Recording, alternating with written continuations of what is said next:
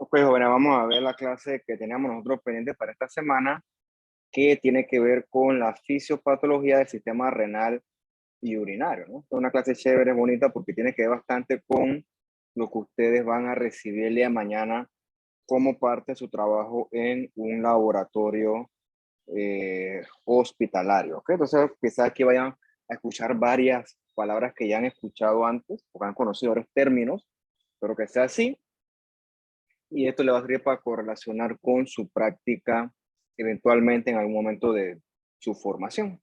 Bien, entonces, antes de comenzar a hablar de la fisiopatología per se, yo siempre digo que es importante conocer el contexto anatómico y fisiológico de lo que nosotros estamos hablando. O sea, no hay ninguna forma posible en la que tú me digas a mí que algo es anormal si tú no conoces qué es lo normal. Por supuesto, no es que tú vas a ser un experto en anatomía y fisiología, que de por sí son materias bastante profundas, pero sí es necesario que tú sepas, aunque sea lo básico, ¿ok? Lo básico, y quizás, ya que esto es a un nivel universitario, lo básico y un poquito más.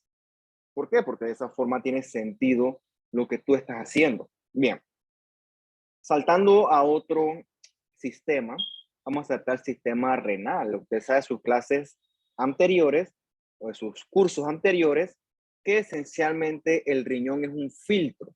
El riñón agarra tu sangre y la mía y la filtra. Y las cosas que no necesitamos se desechan y las cosas que sí necesitamos se vuelven y se reabsorben. Por ejemplo, yo ahorita agarro y me tomo 2 litros de agua, yo la voy a orinar porque mi cuerpo no requiere ese exceso de líquido. O sea, si yo me tomo 2 litros de agua, eso va a sumar 2 litros a mi volemia total y eso es demasiado. Por eso es que yo voy entonces a orinarla toda. Lo contrario ocurre si yo estoy deshidratado. Yo estoy deshidratado, yo me tomo esa agua o la quiero, entonces mi cuerpo la va a conservar. Pero todo ocurre siempre en el contexto del equilibrio. Lo mismo, también producto de nuestro metabolismo, hay muchos desechos. Entonces el riñón se encarga de eliminar esos desechos, de excretarlos.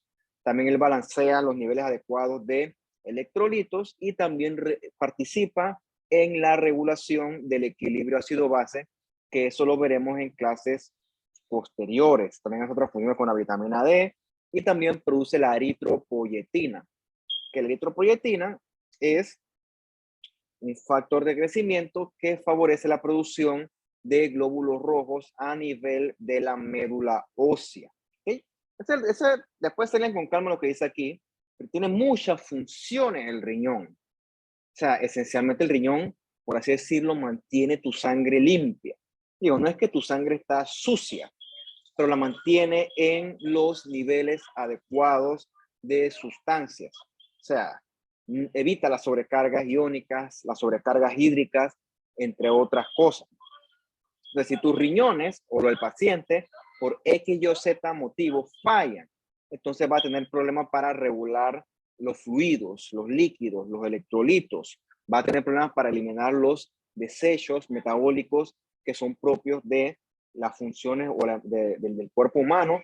Y también esa eritropoyetina que yo les había mencionado también va a disminuir. Por lo tanto, el paciente no va a producir tantos glóbulos rojos y con el tiempo ese paciente te puede hacer una anemia. Bien, recuerda la anatomía, tienes aquí un riñoncito en un corte coronal, aquí está la aorta y ves que aquí está la arteria renal.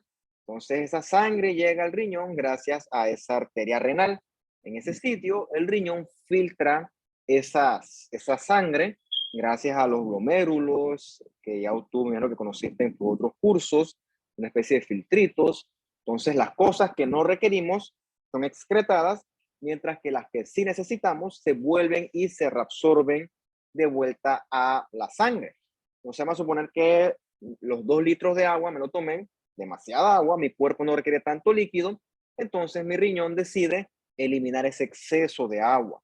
Entonces aquí en el riñón, en las pirámides estas renales, se desecha ese exceso de agua, eso va aquí a la pelvis renal, ¿okay? Esto queda aquí con el cursor, eso viaja después aquí a los uréteres y eventualmente es almacenado acá en la vejiga, Y después, cuando está llena la vejiga, entonces, pues, uno la orina, ¿no? Esa es la forma en que esencialmente uno desecha ese exceso de agua, entre otras cosas. Bien, perdón.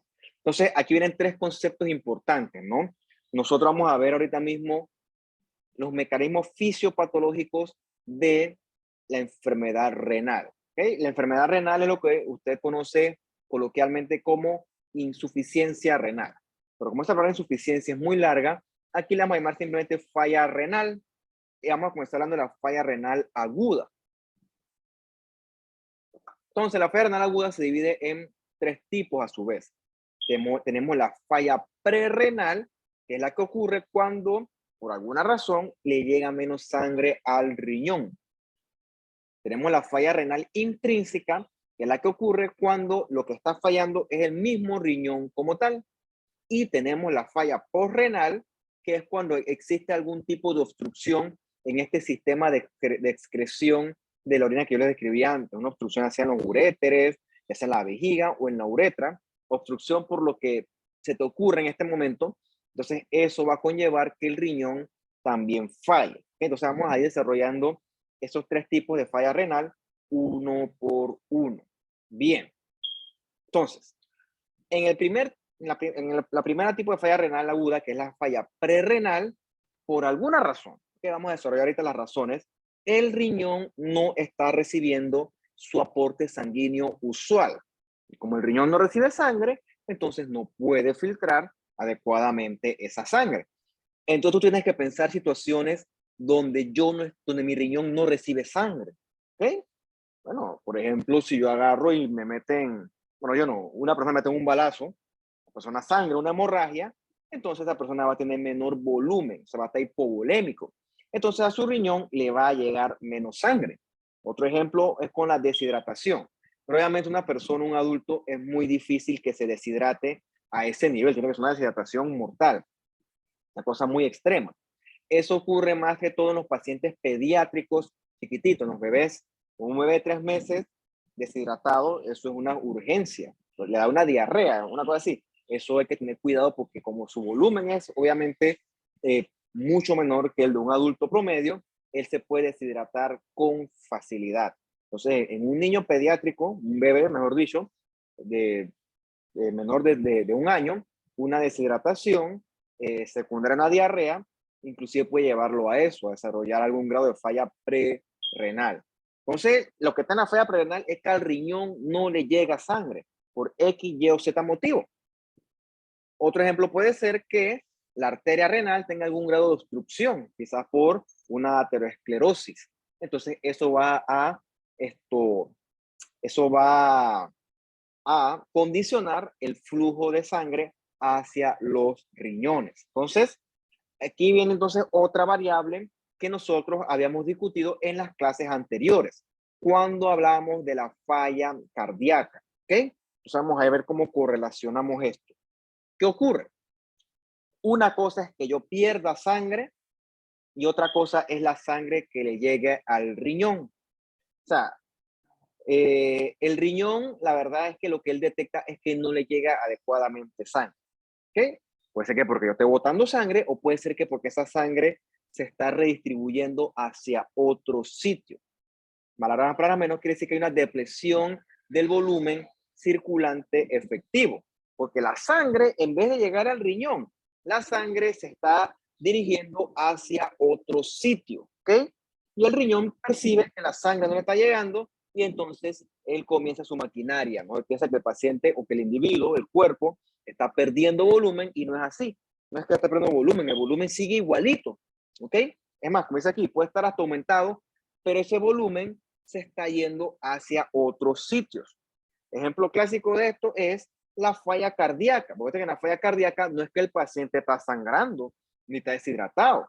Lo que pasa es que el corazón no puede circular adecuadamente el volumen, y entonces ese volumen se queda estancado en otros sitios, en la vasculatura pulmonar, en los vasos periféricos. La cosa es que no le está llegando al riñón y entonces el riñón piensa que el paciente está perdiendo volumen y entonces él comienza a activar su maquinaria de cuando él percibe esa pérdida o esa disminución de la perfusión renal. Eso puede pasar. Tiene una falla cardíaca bien descompensada, por suerte, por cierto. Bien, otro que hemos discutido así superficialmente, pero vamos a ir elaborándolo un poquito más en esta clase, es durante la cirrosis. ¿Ok? La cirrosis la conocemos porque ocasionalmente, o la mayoría de las veces, se la asocia a el paciente alcohólico. Bien, a manera de resumen, el hígado es un órgano muy noble, muy resistente. En ese sentido, el hígado es bastante tolerante a la lesión celular.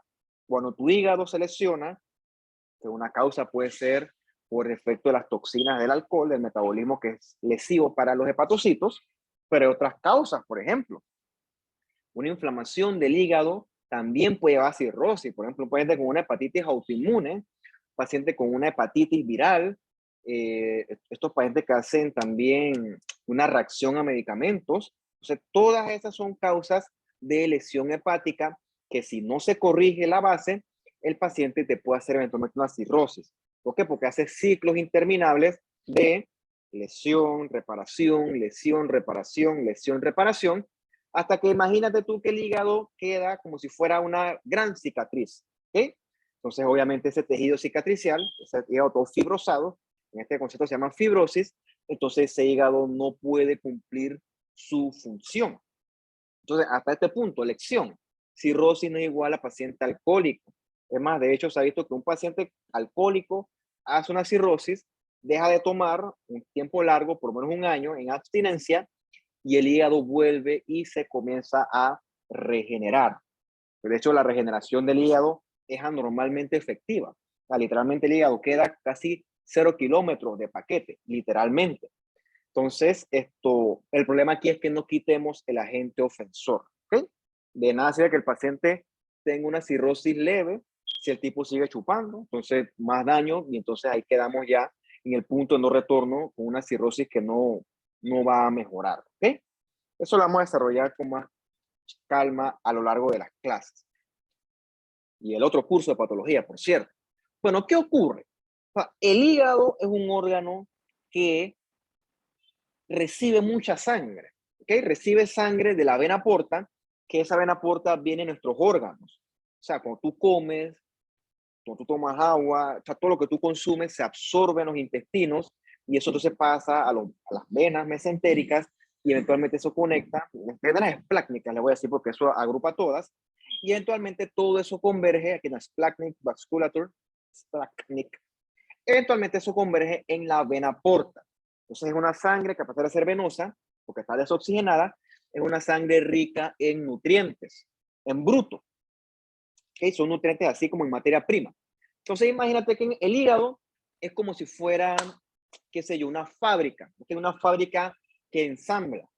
Ponte que el hígado pudiera ser como Amazon, ponte. ¿Okay? En Amazon lo que hace es agarrar los productos, ponerlo en cajetas, sellarlo y ponerle su destinatario. Hasta que no se ensamble el producto y le pones destinatario, pues tú no sabes qué necesitas, ¿no? Por ejemplo, yo puedo agarrar en Amazon y yo quiero este teléfono, le pongo, lo pago, le ponen una cajetita con mis datos, mi dirección y me lo mandan a mí. En ese sentido, el hígado hace algo similar. El hígado recibe carbohidratos, proteínas, lípidos, y él agarra esas macromoléculas, las empaqueta o las utiliza para sintetizar otras cosas más complejas y entonces las envía a los lugares que se necesitan. O también puede almacenarlas. El hígado tiene muchas funciones, muchas, que esa la discutiremos con más calma cuando demos la clase de el tracto gastrointestinal, sobre todo la parte de hígado y vías biliares. Bien, ¿qué ocurre? Cuando el hígado está con cirrosis, el hígado está todo bloqueado, ¿ok? Y se dificulta el paso de sangre a través de él. Entonces, esta sangre porta que debería pasar a través del hígado no puede. O sea, aquí hay una obstrucción. Entonces, todo lo que está debajo de la vena porta, o sea, debajo del hígado, en este caso, perdón, se estanca de sangre. Entonces, los vasos explácnicos, etcétera, se sobrecargan de sangre porque hay un bloqueo por parte del hígado. ¿Ok? Entonces, esa sangre que debe circular por el cuerpo no puede circular por el cuerpo porque está bloqueada debajo del hígado, que está todo fibrosado. O sea, todos tus vasos abdominales quedan saturado de sangre, ¿ok? Entonces, eventualmente puede que al riñón no le llegue sangre porque la sangre se está quedando estancada en ese sitio. O sea, ese es otro ejemplo de que hay una depresión del volumen circulante efectivo. O sea, le llega menos sangre al riñón, el riñón se confunde y entonces su perfusión va entonces a disminuir, ¿ok? Es un ejemplo de ejemplos de cuándo puede ocurrir esa depresión de volumen circulante efectivo. Sigamos. Sorry. Bien, importante. Hasta este momento nosotros hemos discutido en la falla prerrenal que los riñones están completamente sanos, o sea, los riñones no están enfermos. Lo que está afectando al riñón es su aporte sanguíneo. De hecho, si yo corrijo el aporte sanguíneo, el riñón vuelve y arranca. Entonces, yo tengo que buscar qué es lo que está causando que al riñón no le llegue sangre. Por ejemplo, si el paciente está sangrando, bueno, para la hemorragia, resucitarlo con líquidos. Si el paciente está con diarrea, pues también reanimarlo con líquidos. Si es una falla cardíaca, compensa la falla cardíaca. Si es una cirrosis, bueno, si es una cirrosis de complete riñón, bueno, ya la cosa es más delicada, puede tener un muy mal pronóstico. El punto es que si yo le restablezco el aporte sanguíneo al riñón y su perfusión se restablece, los riñones vuelven a funcionar como si nada, siempre y cuando el asunto sea a tiempo. Bien, el punto es que si yo no restablezco entonces ese aporte sanguíneo, entonces el riñón no va a poder realizar su función de filtración de forma normal. Bueno, vienen las cosas en verde, las preguntas. ¿Cómo los riñones reaccionan frente a un volumen sanguíneo bajo? Recuerda que el riñón cree que mínimo tú estás sangrando, ¿ok? Sangrando, te estás perdiendo sangre, ¿ok? O estás perdiendo volumen. Vamos a usar el ejemplo del sangrado. El paciente trácata, le meten un balazo, el tipo comienza a sangrar por la pierna derecha. ¿Okay? Importa que es un sangrado que no es mortal, pero igual está sangrando. Entonces, ¿el riñón qué va a hacer? El riñón va a tratar de agarrar la poca sangre que le queda, el poco volumen que le queda y quedárselo a él. O sea, él evitar que tú pierdas más volumen, porque entonces tú no vas a poder mantener la presión arterial y no vas a poder mantener la perfusión a tus tejidos. Y si no haces eso, te vas a morir. Entonces el riñón percibe que tú estás botando sangre y es lo que hace es aferrarse al líquido que le queda. ¿Cómo lo hace él? Reabsorbiendo sodio. Recuerda que el sodio siempre se acompaña de agua. Entonces, ¿hacia dónde reabsorbe ese sodio de agua? Pues hacia el volumen intravascular, en un intento de mantener esa presión arterial. Bien, entonces, si el paciente efectivamente está sangrando o está perdiendo volumen, por ejemplo, una diarrea o unos vómitos de competencia, entonces ese mecanismo de reabsorción de sodio y agua sí es vital, ¿ok? Eso sí es vital para poder mantener la presión arterial. El problema lo tenemos cuando tenemos el escenario de la depresión del volumen circulante efectivo, donde recordemos que lo que tiene el paciente es que su volumen está redistribuido hacia otros sitios. Entonces el riñón comienza a reabsorber más sodio y más agua y entonces el paciente lo que va a quedar es doblemente sobrecargado de líquidos, ¿ok? Entonces en ese escenario esto sí puede ser potencialmente deleterio, ¿no? Muy parecido a lo que discutimos en las clases anteriores cuando hablábamos sobre la activación del sistema renina-angiotensina-aldosterona. Si no se acuerdan, entonces les recomiendo que se refieran a esa clase. Bien, eso con respecto a la falla renal, perdón, la falla prerrenal. Después vamos a estudiar un poquito de las pruebas de laboratorio que me ayudan a mí a diagnosticar este tipo de enfermedades o abordarlas, mejor dicho. Vamos a hablar ahorita de la falla renal intrínseca, ¿ok? En la falla renal intrínseca, lo que me está fallando es el mismo riñón como tal. Bien, tú sabes que en nuestros riñones hay una unidad funcional que es la que filtra la sangre, palabras más, palabras menos, que es la nefrona, ¿ok? En esa nefrona está el glomerulito, que es una red de capilares que filtran sangre y filtran bastante de hecho, ¿ok? Una marea de capilares. Entonces, esa red de capilares se conecta con un sistema bien complicado de túbulos, ¿ok? Es decir, el ducto por mucho está túbulos, ¿ok? Está el túbulo proximal, el asa de Henle, el ducto colector, que al final del día lo que hacen es transportar lo filtrado hacia la vía urinaria para ser excretado, y si hay que reabsorber, también reabsorben para regresarle esa agua o esos electrolitos a el volumen intravascular, ¿ok? Es siempre un sistema que está adecuadamente balanceado. Obviamente yo no voy a hablar de eso porque eso es fisiología, eso no es mi materia. Asumo que usted se lo conoció en algún momento del partido. Entonces, nuestros riñones tienen muchas nefronas, de 1 a 2 millones de nefronas por riñón, ¿ok? Pues son unidades que son una especie de filtro, ¿ok? Son una especie de filtro. Es como, por ejemplo, el sumidero de tu fregador. Cuando tú vas a fregar, que tienen los platos que tienen resto de comida, si tú permites que los restos de comida se vayan por el sumidero, se te va a tapar la tubería. Entonces, el fregador tiene como una trampita que agarra el arrocito, que sé yo, un pedazo de un hueso de un pollo que no se fue y queda ahí atrapado, de manera que se mantenga permeable la tubería, ¿ok? Entonces, algo quizás similar ocurre en nuestros riñones, ¿ok? Nuestros riñones filtran, evitan que las cosas que se deben perder, favorece que se pierdan, y lo que se debe reabsorber, favorece que se reabsorba. Palabras más, palabras menos, ¿no? El ejemplo no es el mejor, por cierto.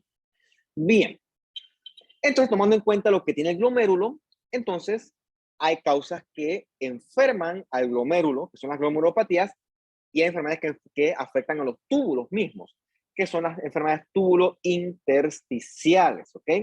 Algunas causas de estas se asocian, por ejemplo, a una nefropatía por una reacción a medicamentos, una enfermedad propia del glomérulo, daño por isquemia. Son enfermedades que afectan al riñón como tal. Bien, una cosa importante es que recordemos que en la falla prerrenal, el riñón está íntegro, por así decirlo, está completamente sano. Pero en esta falla renal intrínseca, los riñones sí tienen daño como tal.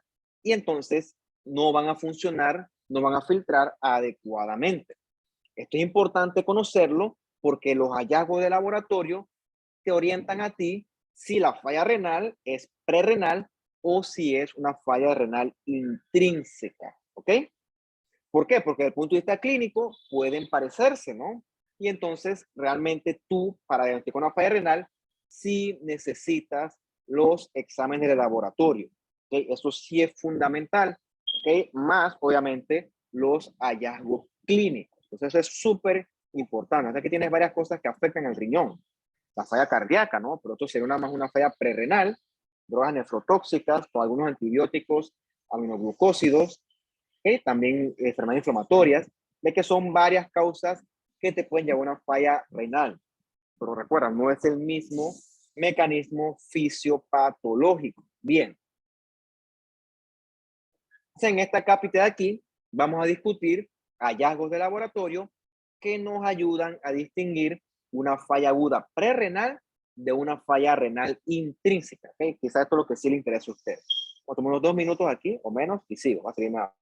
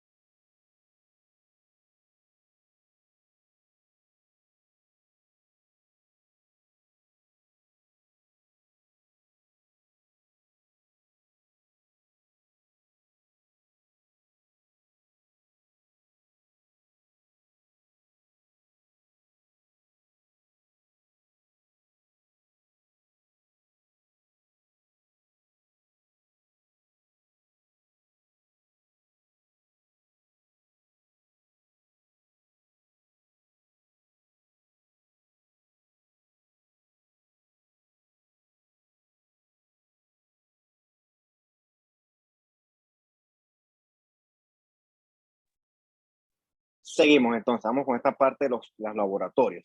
Bien. Regresamos a los conceptos básicos, ¿no? Recuerda que el riñón filtra y el riñón filtra a un volumen constante y eficiente, que eso es un concepto que tú habrás estudiado en tus clases anteriores, que se llama la tasa de filtración glomerular. Entonces, aquí hay un elemento que yo estoy seguro que tú habrás escuchado, la creatinina, que es un producto del metabolismo de los músculos, ¿no? Entonces, esa creatinina, esto normalmente se debe filtrar por el glomérulo con libertad. Y entonces tú la botas por la orina. Entonces, la creatinina es un marcador o una prueba de laboratorio útil para medir que ese mecanismo de filtración renal esté íntegro y que esté funcionando adecuadamente. O sea, te estoy diciendo que prácticamente tú botas toda la creatinina por la orina. O sea, si yo tengo la creatinina aumentada en sangre, quiere decir que yo estoy acumulando creatinina. ¿Ok? Entonces, eso quiere decir que el mecanismo de filtración, algo está ocurriendo con ese riñón. Yo no tengo en condiciones normales por qué estar acumulando creatinina. Entonces, algo está ocurriendo allí. ¿Ok? Por suerte, esa creatinina se puede medir con bastante facilidad en un tubo de química en la sangre. ¿Ok? Entonces, cuando la creatinina está aumentada en sangre, eso quiere decir que algo está ocurriendo con la filtración a nivel del glomérulo, que por lo tanto ese paciente tiene algún grado de falla renal. Pero bueno, ¿es renal intrínseca o prerrenal? Bueno, eso es lo que vamos a ver ahorita. Bien, ¿cómo yo distingo la falla renal y prerrenal de la intrínseca como tal? Bien, aquí es muy útil el famoso BOOM, ¿ok? O Blood Nitrogen Urea o nitrógeno de urea. Es importante tomar los dos laboratorios al mismo tiempo. ¿Por qué? Porque la relación de ambos nos ayudan a nosotros a determinar si estamos frente a una falla prerrenal o renal intrínseca. Más o menos estos son los valores de creatinina, ¿no? Hasta 1.2. Más de eso tú consideras que está alta y que el paciente tiene algún grado de falla renal. Yo no menciono mucho esto porque eso varía de laboratorio en laboratorio, pero estos son los valores que utiliza el libro y más o menos son estándares, ¿no? Hay ciertas variaciones dependiendo del laboratorio que haga la medida, es decir, la medición, la medida. Bien, el punto con esto es que independientemente de la causa de falla renal e independientemente del mecanismo fisiopatológico subyacente, va a haber una variable común, que es que el riñón va a perder su habilidad para filtrar la creatinina y entonces la creatinina, en vez de ser excretada, en vez de ser orinada, la creatinina se va a acumular en la sangre. O sea, el paciente con falla renal, por la causa que más te guste o por el mecanismo fisiopatológico que más te guste, el paciente va a tener aumento de creatinina en sangre. ¿Ok? Como dice acá abajo, si tú ves que la creatinina está aumentada, quiere decir que ahí hay falla renal. ¿Okay? Quiere decir que el riñón está fallando. Ahora lo que nosotros vamos a indagar es, bueno, pero ¿por qué el riñón está fallando? Bien. Recordemos nosotros que cuando hablamos de la falla prerrenal, el riñón va a tener una disminución en la perfusión. ¿Okay? O sea que por alguna razón no le está llegando suficiente sangre.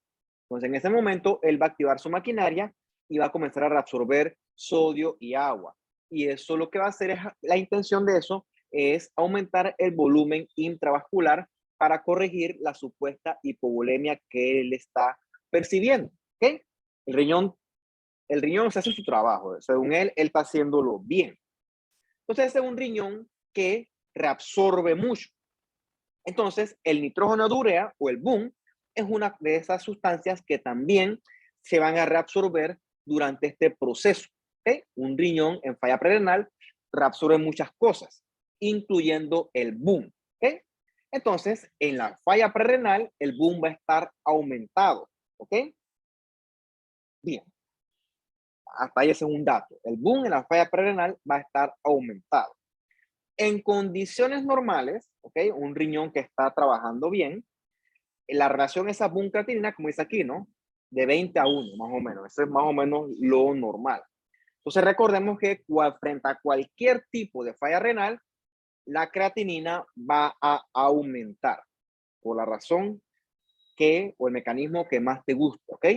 Entonces, regresando a la falla prerenal, recordemos que el riñón falla, ya sea porque el paciente esté sangrando, esté perdiendo volumen, por la razón que más te guste, o porque hay una depresión del volumen circulante efectivo. El ejemplo que más hemos discutido es secundario a una falla cardíaca congestiva, ¿ok? Recuerda que ese riñón entonces lo que va a tratar es de reabsorber sodio y agua.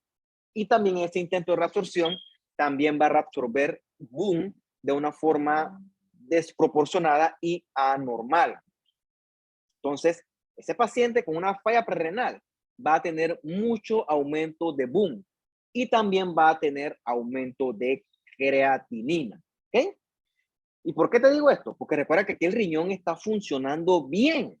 ¿Ok? Recuerda que este riñón de la falla prerenal es un riñón que está en papel, está con sus mecanismos íntegros. ¿Ok? Tiene sus mecanismos íntegros, por lo tanto, él puede reabsorber. ¿Ok? Quizás no puede filtrar tan bien porque no le está llegando sangre. Como no puede filtrar tan bien, entonces la creatinina se va también a comenzar a acumular. Pero lo que se hace bien es reabsorber. Y entonces lo que va a reabsorber es bastante nitrógeno de urea. Va a reabsorber bastante boom. Por eso es que en la falla prerenal tú ves un boom muy aumentado, sumado a un aumento también de la creatinina. Bien. Entonces, ¿qué ocurre? En la falla renal intrínseca, o sea, cuando el riñón es lo que está fallando, recordemos que va a haber cañón un aumento de la creatinina. Pero recuerda que aquí el mecanismo fisiopatológico de base es totalmente distinto. En la falla renal como tal, la intrínseca, el paciente no está ni sangrando, no está ni con diarrea, no está perdiendo volumen, ¿ok? O sea que aquí no hay hipovolemia. Por lo tanto, los mecanismos renales de reabsorción no tienen por qué mantenerse, ¿ok? Entonces, este paciente con una falla renal intrínseca va a tener una relación Boone-creatinina de menor de 20-1, que es una relación, como dice aquí, low, que es baja. Bien. Como dice aquí el siguiente párrafo. Recuerda que en esta falla renal intrínseca, el riñón sí está fallando, ¿ok? El riñón no está trabajando adecuadamente. Entonces, ese riñón, por más que quiera, él va a tener problemas con la reabsorción. Los problemas pueden ir desde mínimos hasta que el tipo no reabsorbe prácticamente nada. O sea, depende de los estadios de la falla renal, pero eso ya es otro tema. Yo no voy a hablar de eso porque no me corresponde. Pero lo importante es que en la falla renal intrínseca, en comparación con la anterior, el riñón está completamente defectuoso.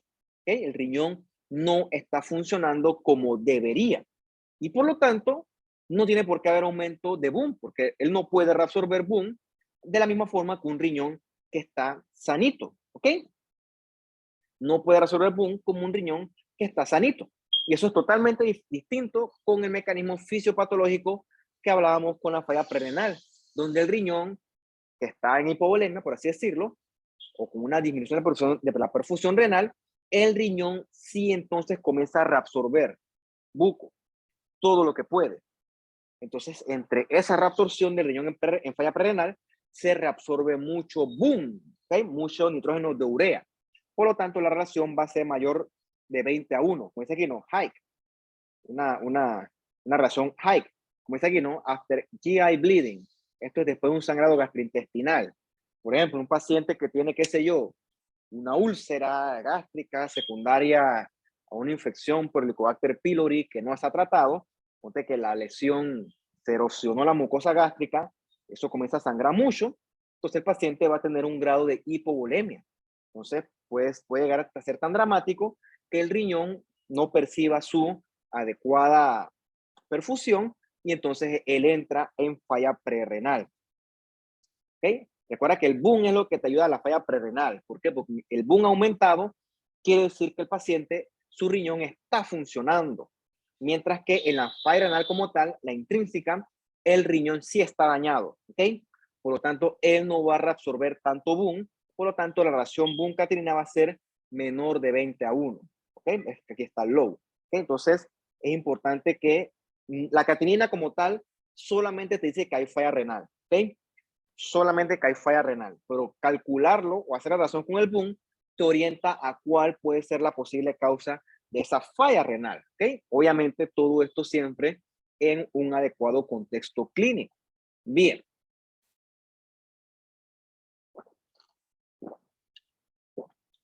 Otra cosa que nos ayuda a nosotros, desde el punto de vista del laboratorio, a diagnosticar una falla renal, o mejor dicho, a diagnosticar o a indagar cuál es el mecanismo de la falla renal, es medir el sodio urinario. Bien, vamos con el primer ejemplo. Recordemos nosotros que en la falla prerrenal, el riñón está funcionando o su función está conservada, pero lo que está fallando es la perfusión al riñón. Entonces, si el paciente está sangrando, por ejemplo, el riñón va a comenzar a detectar que el paciente está perdiendo volumen, ¿ok? Algo similar ocurre en la depresión del volumen circulante efectivo, pero recordemos que aquí lo que hay es un error en la distribución de los líquidos. En ambos escenarios el riñón hace lo propio, reabsorbe sodio y reabsorbe agua con tal de intentar mantener el volumen intravascular lo más alto posible. Bien, vamos aquí en verde entonces. ¿Qué le haría esto a la orina? Bien, entonces a nivel de la nefrona, a nivel tubular sobre todo, el riñón está reabsorbiendo todo el agua, ¿ok? O sea que el paciente toda el agua se la está quedando para él. O sea que va a ser una orina con poquita agua, ¿ok? O sea que es una orina que si tiene poquita agua, va a estar bien concentrada esa orina. Pero una cosa importante es que si el paciente está reabsorbiendo sodio, esa orina va a estar concentrada, pero no a punta de sodio, va a estar concentrada a punta de otras cosas, ¿ok? Entonces, en esa falla prerrenal, la orina va a estar concentrada, pero la concentración de sodio va a ser baja. Recuerda que porque el paciente está reabsorbiendo ávidamente sodio y agua, ¿ok? Esto es totalmente distinto si el mecanismo ocurre, o si, perdón, si la falla renal ocurre en el contexto de un mecanismo de falla renal intrínseca como tal. Recuerda que en este escenario el volumen, o sea, la volemia está conservada en papel y también el riñón no tiene esa capacidad de reabsorber adecuadamente. El riñón está dañado, ¿ok? Entonces, si el riñón no tiene capacidad de reabsorber, entonces lo que él va a hacer es desechar sodio y agua, ¿ok? La gente prácticamente bota toda el agua en papel, o sea, esto es variable, por cierto, pero porque no puede reabsorberla, ¿ok? Entonces, si el paciente elimina, si el paciente elimina agua por la orina, entonces en papel, esa orina, la férrea intrínseca, va a ser una orina diluida y también va a tener mayor cantidad de sodio, ¿ok? Obviamente, repito, esto es en papel, o sea, esto es mecanismo fisiopatológico puro, ¿ok? En un paciente en vivo, el asunto tiene muchas variables que no es tan fácil, ¿ok? En vivo no es tan fácil, pero aquí nos circunscribimos a condiciones estrictamente en el escenario de los mecanismos fisiopatológicos. No crean que esto es así tampoco. Otra cosa que es útil es medir esta excreción fraccional de sodio, ¿ok? El famoso FENA. La verdad es que yo nunca lo usé en la práctica, pero bueno, leyéndolo aquí en el libro es interesante también. O sea, vamos a leer un poquito lo que dice aquí. Dice, puedes preguntarte, ¿ok? Tú te preguntarás, ¿qué pasa, ¿ok? O qué ocurre cuando tenemos la falla prerrenal, ¿ok? El riñón está reabsorbiendo ávidamente sodio y agua. O sea que la orina tiene poquita agua y poquito sodio, ¿ok? Entonces los otros solutos están bien concentrados, ¿ok? Esta orina va a estar bien concentrada, ¿ok? Porque tiene poquita agua, poquita agua. En papel, si es poquita agua, aunque sea un poquitito de sodio, ¿ok? Entonces, teóricamente, una cosa es la cantidad real de sodio y otra cosa es la concentración de sodio. Recuerda que eso va en función de cómo diluyes un soluto en un solvente. Entonces, en papel, sin esa falla prerrenal, el paciente, su orina es poquita agua, ¿ok? En papel, el paciente tiene poquito sodio, pero la concentración de sodio sí debe ser, como dice aquí entre comillas, alta, la concentración. Recuerda, no es lo mismo cantidad que concentración, no es lo mismo. Es otro concepto que estudiaremos nosotros en la próxima clase de los trastornos hidroelectrolíticos. Entonces, en esta orina del paciente de la falla prerrenal, la orina está muy concentrada, ¿ok? Muy concentrada porque casi no tiene agua. Entonces, quizá enreda eso, cantidad y concentración. Son dos conceptos distintos. Mientras que en la falla renal intrínseca, el paciente no reabsorbe agua. Porque los mecanismos renales están dañados, por lo tanto, él no reabsorbe varias cosas, incluidas el agua. Por lo tanto, la orina debe estar bien diluido, ¿ok? Entonces, como plantea aquí en verde, entonces quizás en este escenario no debería el sodio urinario ser bajo. ¿Por qué? Porque la orina está bien diluida. Son cosas que quizás a uno le causen algo de curiosidad. Ok, pero recuerden, el cuerpo humano no es un carro, ¿ok? El cuerpo humano no es que es un carro que a mí el carro se me flató una llanta, yo voy a un llantero, le sacan el clavo, le echan aire, la emparchan, al revés, la emparchan, le echan aire y para adelante. No, en nuestro cuerpo, que es biológicamente casi perfecto, no es que el riñón sufre y los otros mecanismos están íntegros. No. Cuando algo de tu cuerpo sufre, muchos mecanismos se activan, ¿ok? Muchos mecanismos se activan. Por eso es que no es tan así, tan sutil y que el sodio urinario ya no. Aquí hay muchas variables que se alteran cuando hay algún grado de falla renal. Bien, entonces vamos a seguir con este concepto. Bien, recordemos que el riñón, ¿ok?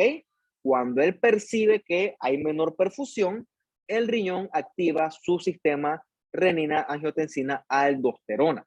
Entonces vamos a recapitular nuestra amiga la aldosterona, ¿ok? Es una hormona que se produce en la corteza suprarrenal, ¿ok? La corteza de la hormona suprarrenal. Después me dirás tú en qué sección exactamente.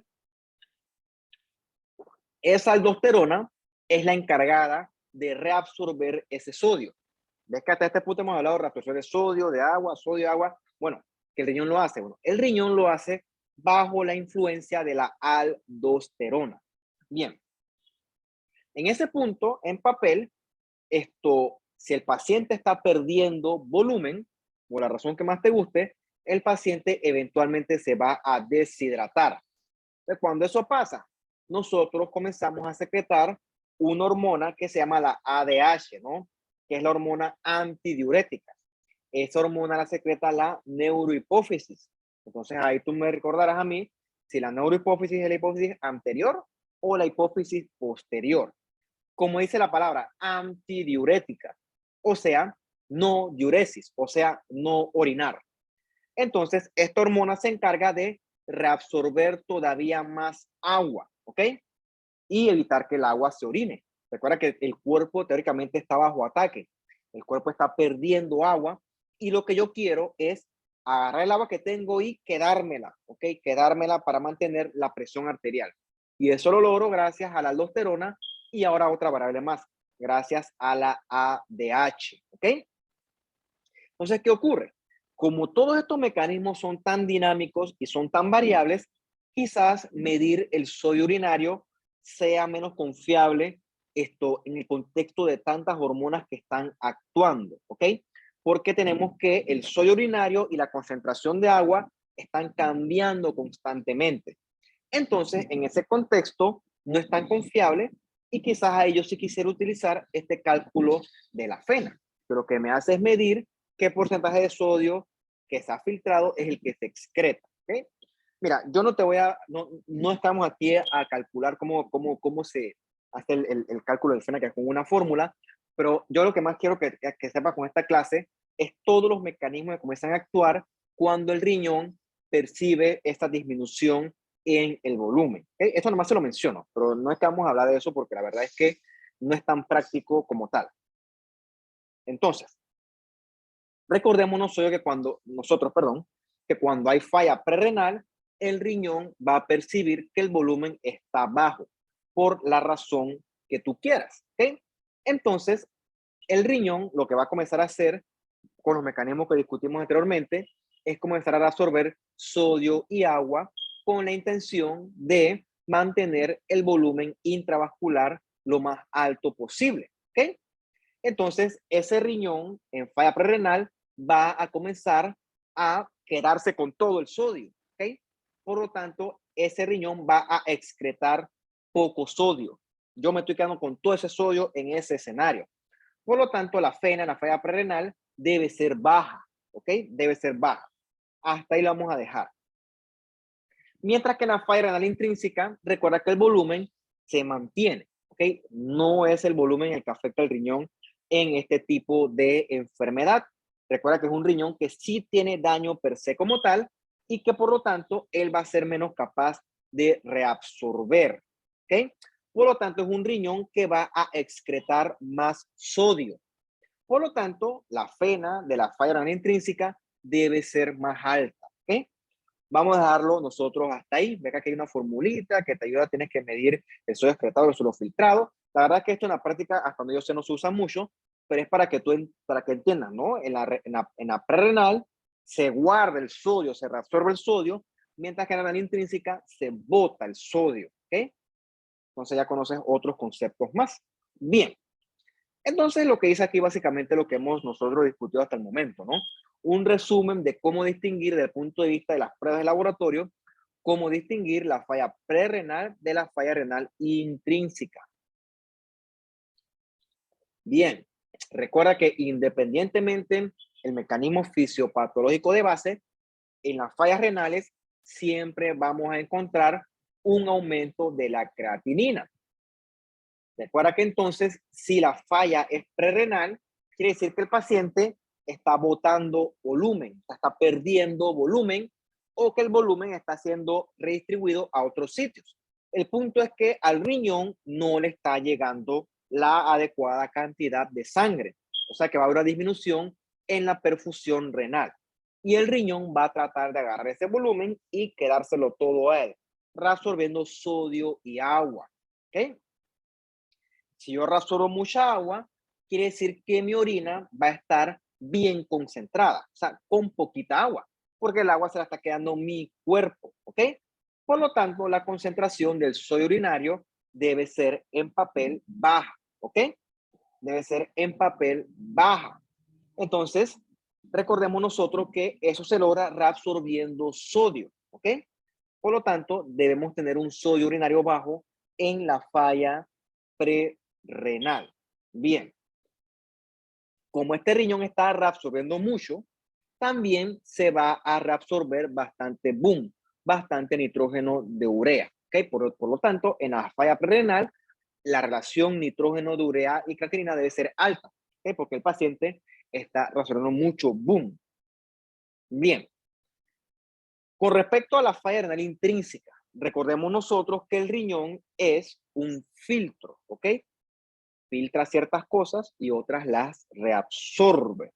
Bien, entonces aquí el libro usa un ejemplo. Ponte que el riñón falla por la razón que más te guste, pero dice como dice aquí en verde. Imagina que los agujeros de este filtro están dañados, por lo tanto ya no serán tan selectivos como antes. Eso es como si, por ejemplo, en el sumidero de tu fregador, tú le quitas la trampita. La trampita agarra y agarra los arrocitos, los pedacitos de comida y los filtra. Pero ponte que te olvidó poner la trampita y todo se fue por el sumidero, ¿no? Entonces el sumidero comienza a filtrar más de lo que debe. Quizás algo similar ocurre en el riñón.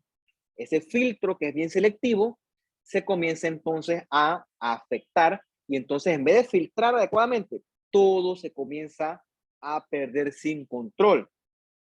Entonces, parte de lo que se pierde sin control está el sodio y el agua. Ponte que los huequitos quedan chiquititos por culpa del daño renal intrínseco, puff, se ponen grandototes y a través de esos huecos grandes, entonces el riñón pierde mucho sodio y mucha agua. Entonces, en papel, la orina va a estar diluida, perdón, y también el sodio urinario debe estar alto, porque el paciente en teoría está botando todo. También pudieras pensar tú, como dice muy bien el libro, que el boom también se pierde a través de ese filtro que va a estar dañado, ¿ok? Por lo tanto, el paciente va a perder boom, definitivamente no lo va a reabsorber. Por lo tanto, la relación de boom-creatinina va a ser más baja en la falla renal intrínseca. ¿Okay? Esto es una forma bastante fácil de abordarlo. Bien, hasta ahí con la falla prerrenal versus la falla renal intrínseca como tal. O sea, ya tienes el concepto del boom creatinina, que es lo que me interesa. Ya eso del suero urinario y eso de la fena no me interesa tanto, la verdad. Esto es para que usted conozca nada más los términos. Por eso la verdad es que en la práctica no es tan así, ¿no? Pero lo que sí es boom y creatinina, eso sí es importante. Entonces, el otro concepto es la falla postrenal. Como dice aquí, no, post es que es después del riñón. En este punto va a haber una obstrucción en el sistema que utiliza el riñón para desechar la orina. O sea, ya sea a nivel de los uréteres, la vejiga o la uretra. O sea, algo en ese punto está bloqueándome el paso de la orina.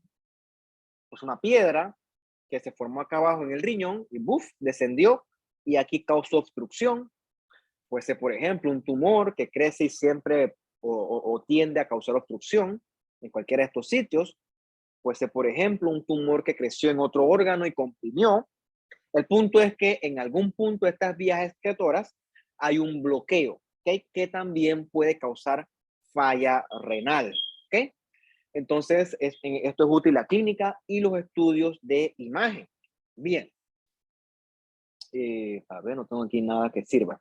Bueno, una cosa importante es que cualquier estructura tubular hueca que tú bloquees, ¿okay? Ponte que tengo un tubo aquí largo yo, eh, un uréter, ¿no? Un uréter ficticio. Nosotros tenemos un ejemplo para hacerlo más didáctico. Bien, si yo agarro, y aquí está corriendo agua, y yo, puff, cierro acá abajo, el agua acá arriba se va a acumular, ¿ok? Entonces lo que está por arriba de la obstrucción, o sea, lo que está proximal a la obstrucción, se va a dilatar, ¿ok? O sea que si hay una obstrucción por acá abajo en la uretra, todo lo que está arriba de la uretra se va a dilatar, sobre todo el uréter proximal o quizás también la pelvis renal. Obviamente eso duele, eso molesta, esto es muy sintomático. Bien, el punto es que cuando el paciente tiene una falla renal, hay que descartar todas estas causas, ¿ok? Hay que descartar obstrucción, hay que descartar que no sea que el paciente pues está perdiendo volumen por alguna razón, o que lo que está fallando es el riñón como tal. Y entonces ya hoy en día, gracias a esta clase, tú conoces qué herramientas de laboratorio ayudan a hacer estas distinciones. Recuerda siempre, ¿no? Todo esto ocurre en un contexto clínico adecuado. Bien, entonces regresando a la falla renal intrínseca, ¿cuáles son enfermedades que pueden afectarme el mismo riñón como tal? Entonces yo tengo, por ejemplo, enfermedades que me afectan el sistema tubulointersticial. Tenemos, por ejemplo, los medicamentos. Hay medicamentos que son nefrotóxicos, ciertos antibióticos. Tenemos condiciones que se producen toxinas endógenas como tal, ¿no? Como en el mieloma múltiple. El mieloma lo discutiremos en la clase de la sangre. Puede ser que el riñón tenga una isquemia o puede ser que el riñón esté pasando por una enfermedad autoinmune, ¿no? Por ejemplo, un daño renal secundario, un lupus, por ejemplo. O puede ser un proceso inflamatorio como una pielonefritis. Entonces, en este punto vamos a discutir las glomerulopatías también, que son condiciones donde el mismo glomérulo está afectado. Y aquí vamos a conocer al síndrome nefrótico y al síndrome nefrítico, que son parecidos, pero su mecanismo de base subyacente es completamente distinto. Bien, vamos a tomar un pequeño descansito hasta aquí, 2 minutos y seguimos.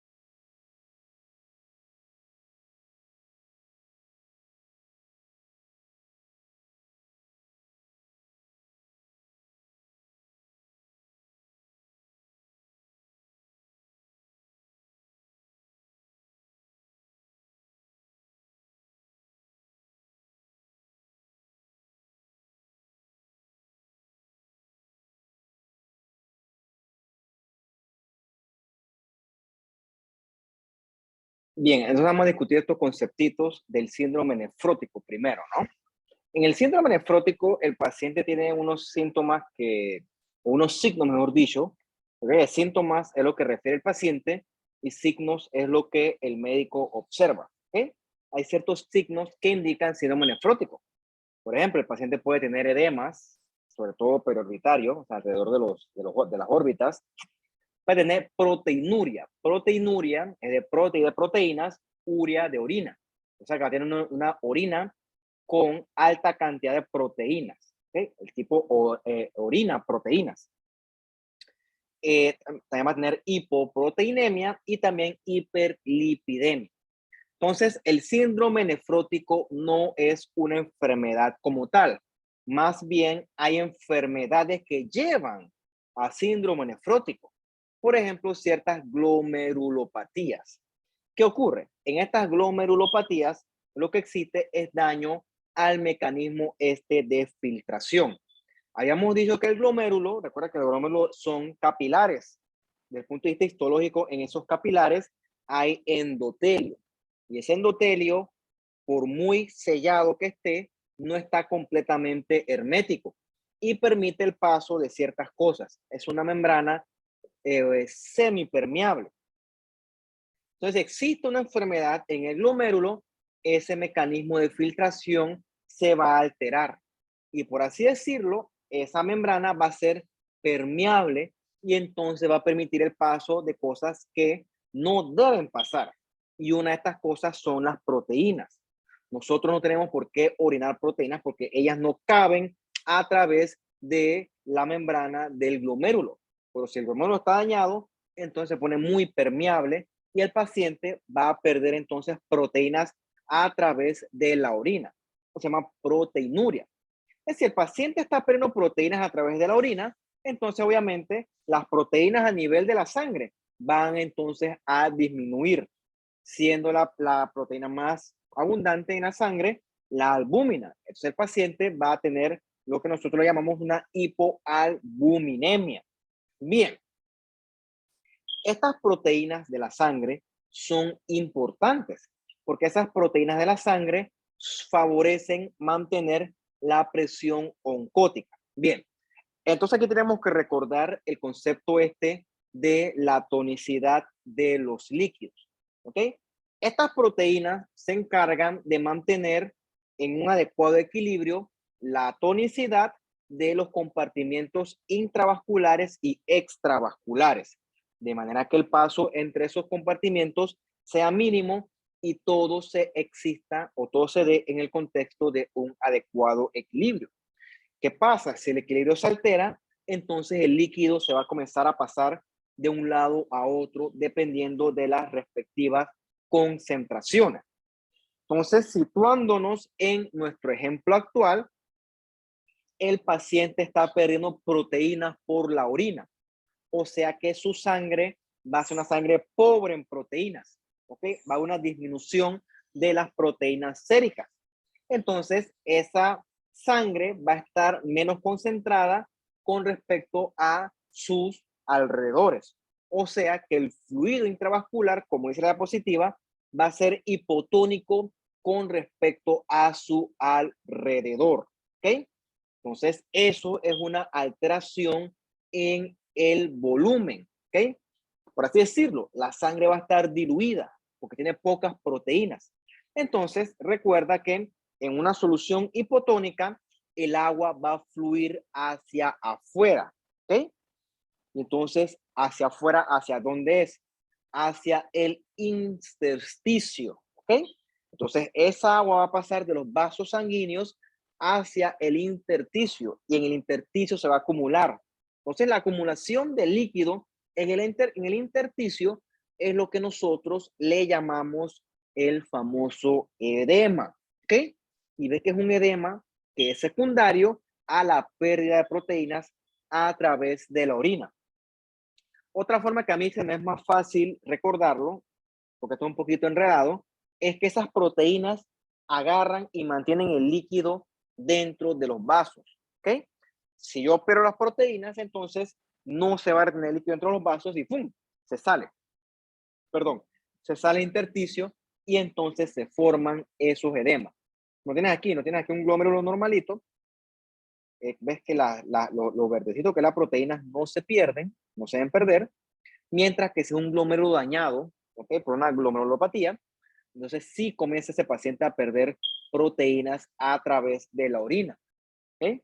Si las pierdo a través de la orina, no las tengo en la sangre y entonces eso altera las tonicidades de la sangre con respecto al medio o al extravascular y entonces el paciente va a perder líquido, ¿ok? Va a tener fuga de líquido hacia el intersticio y eso lo que va a condicionar es la formación de edemas en el contexto de una proteinuria en un síndrome nefrótico.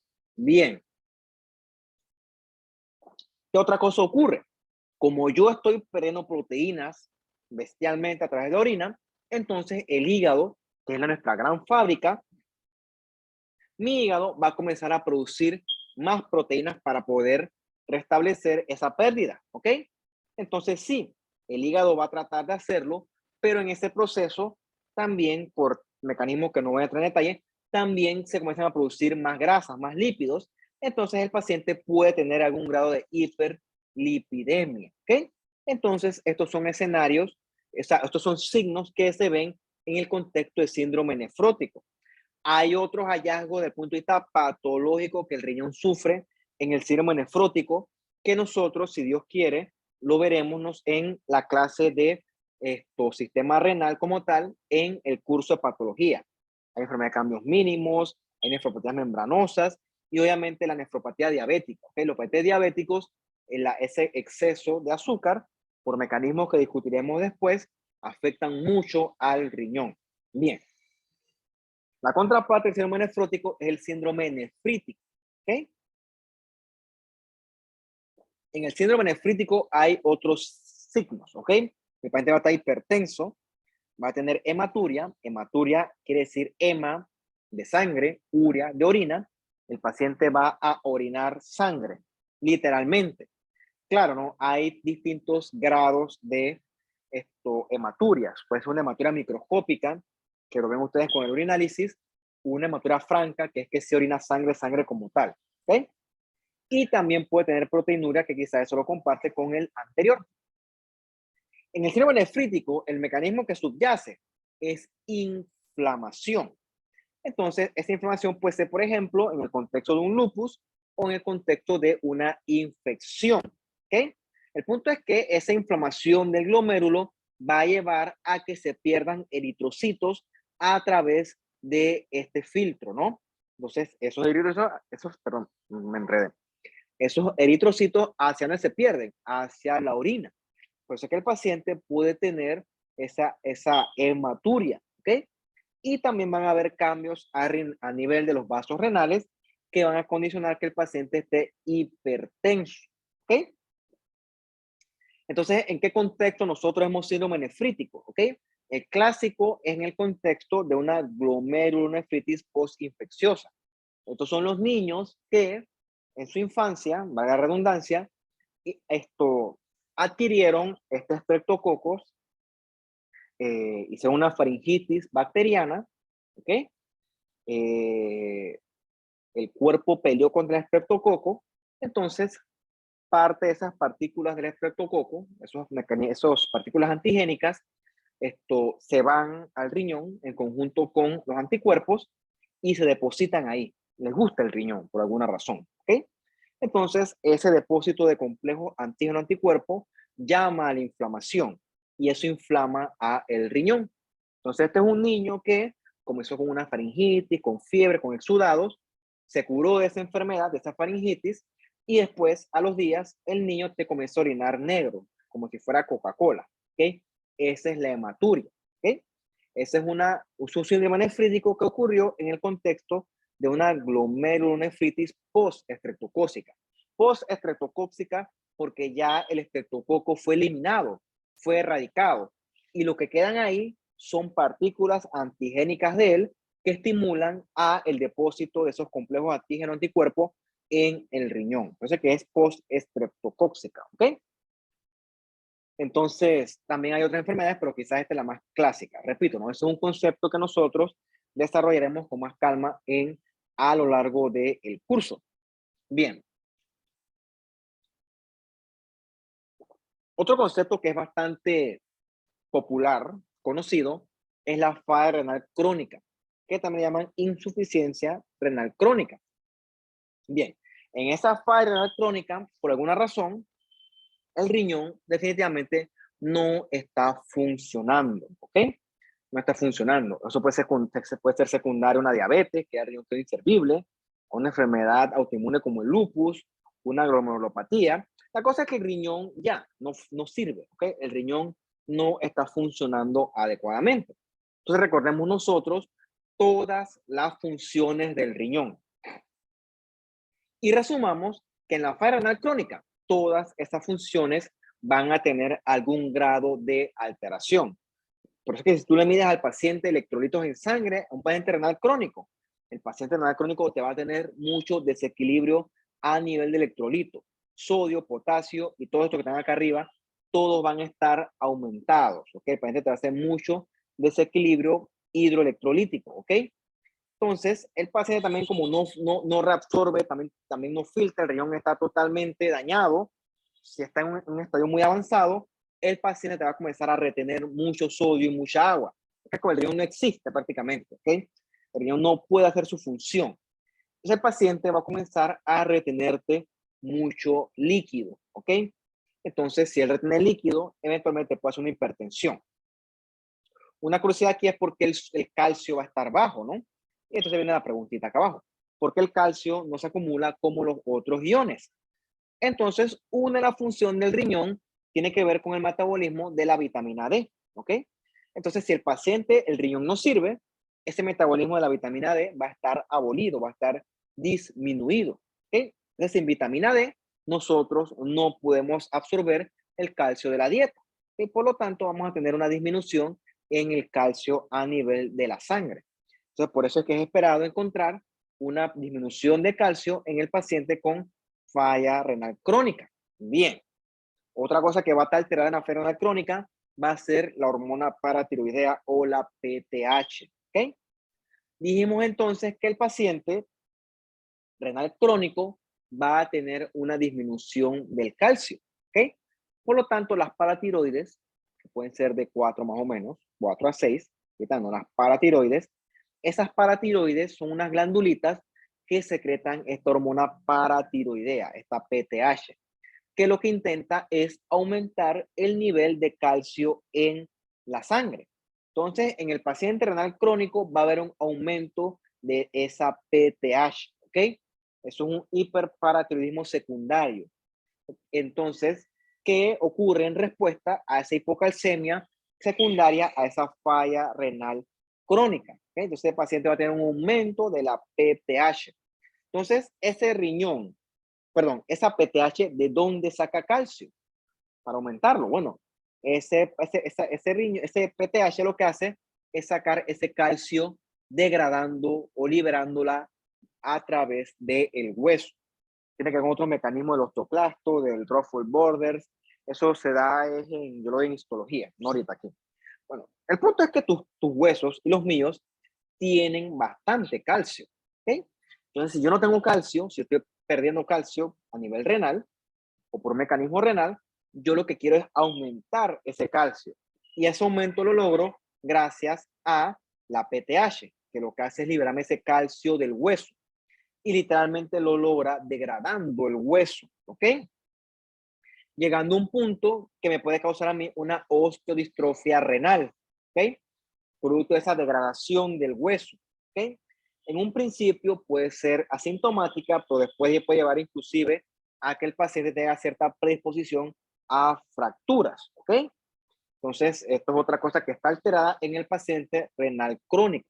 En un niño puede llevar a anormalidades de crecimiento, de retraso, de enfermedades esqueléticas, entre otras. Entonces, este es otro elemento que se altera en el paciente renal crónico, ¿ok?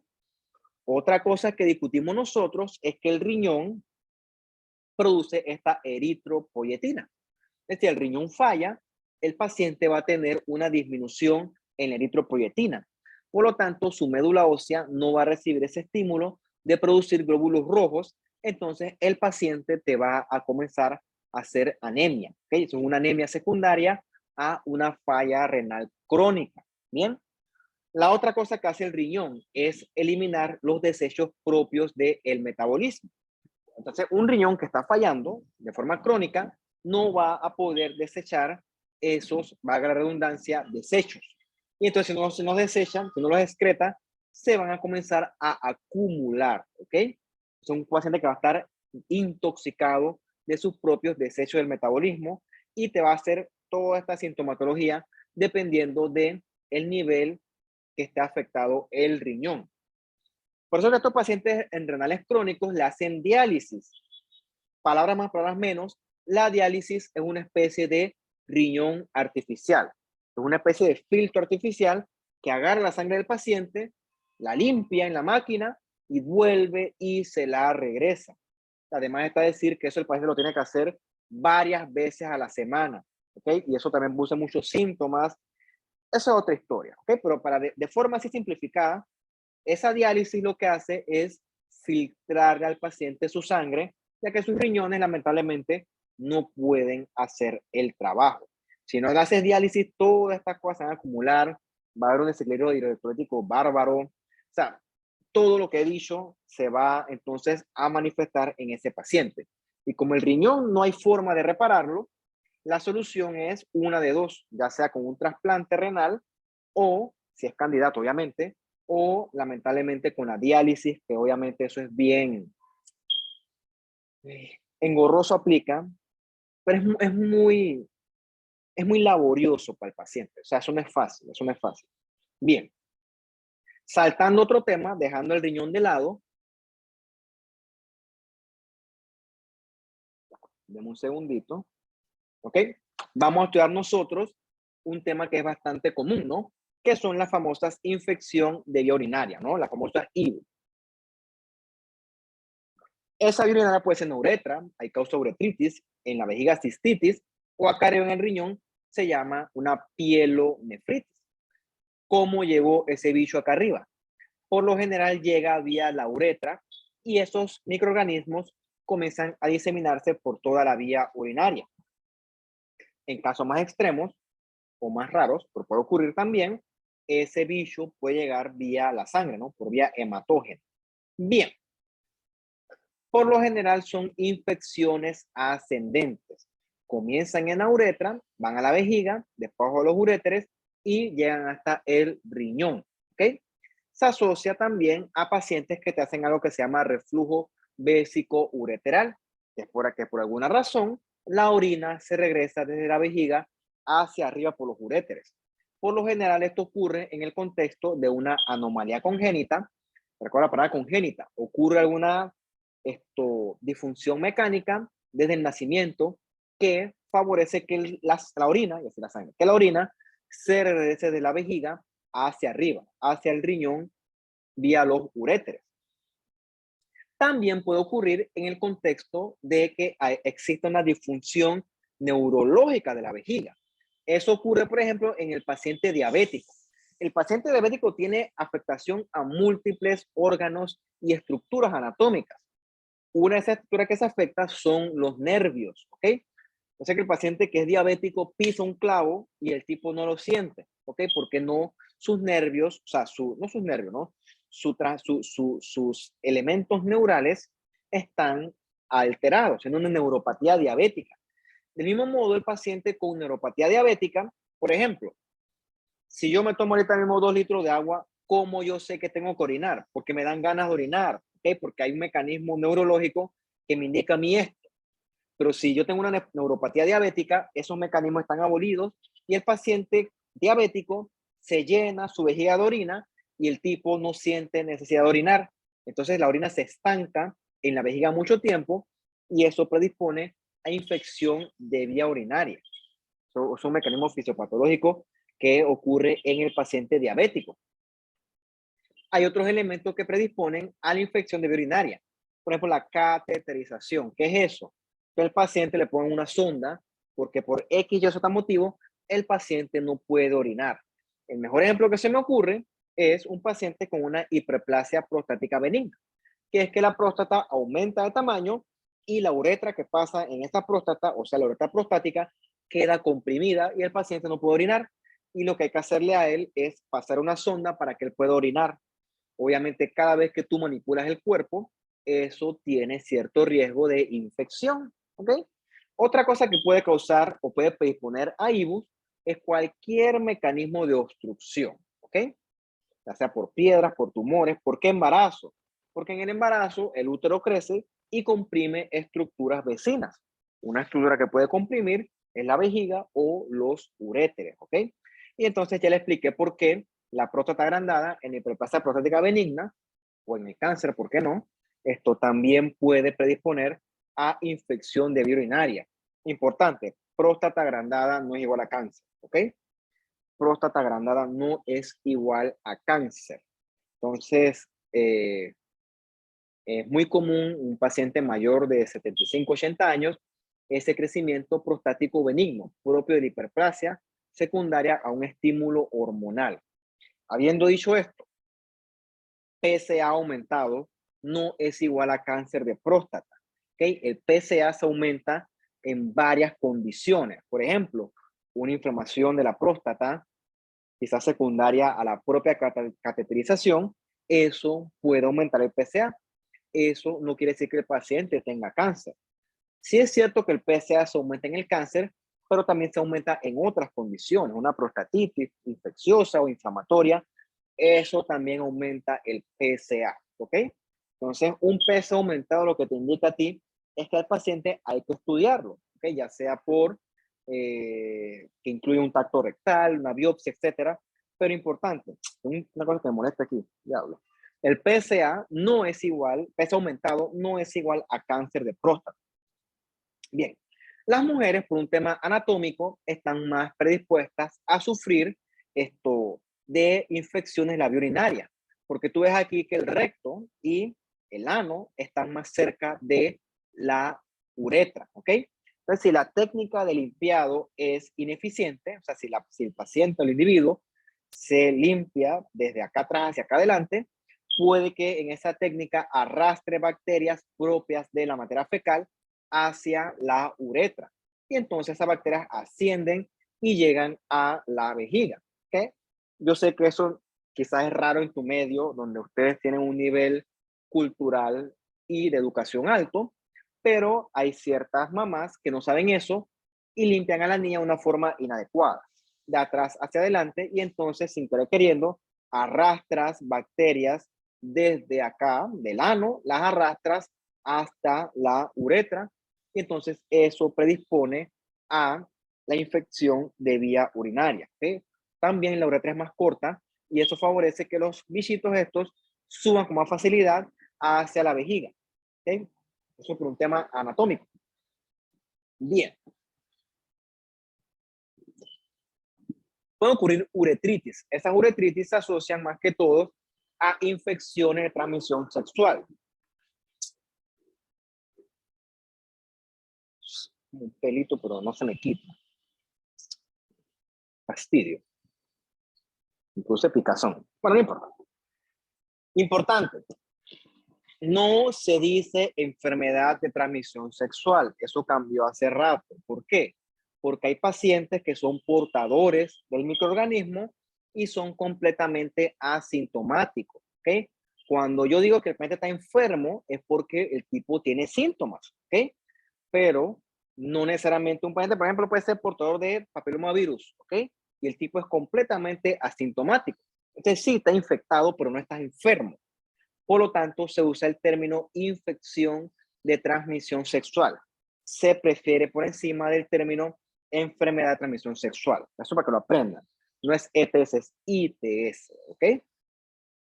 Esta uretritis por lo general es secundaria a esta gonorrea, Neisseria gonorrhoeae, o a las clamidias trachomatis. Por lo general, los audífonos te me descargando. Por lo general, los síntomas incluyen esta disuria, que es que el paciente le arde por orinar, o es que también puede botar pus por la uretra. Entonces, esa pus que bota por la uretra, tú la puedes extender en una laminilla, le haces una adición de Gram, y tú lo que vas a ver ahí son estos neutrófilos, ¿okay? Polimorfonucleares, que en su citoplasma están llenos de diplococos gram negativos, porque eso lo están fagocitando. ¿Ok?